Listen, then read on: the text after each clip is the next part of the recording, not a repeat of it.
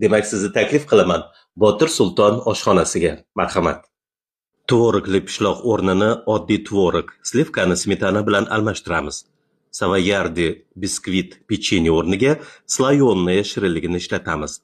Doimgidek achchiq qahva amerikano tayyorlaymiz hamda u xona haroratini olguncha qolgan masalliqlarga ishlov beramiz.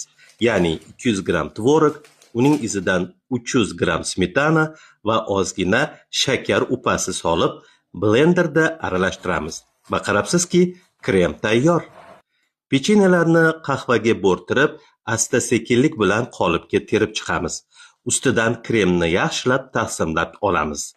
Va shu ravishda pechenye krem pechenye qilib qavatlaymiz. Oxirida shirinlik foizi kam bo'lgan qora shokoladni kukun holatga keltirib bezaymiz. Muzlatgichga barcha ta'mni o'ziga singdirguncha qo'yamiz. Qarabsizki, foydali, mayin, qancha iste'mol qilsangiz ham me'daga tegmaydigan tiramisu tort tayyor. Yoqimli ishtaha azizlarim.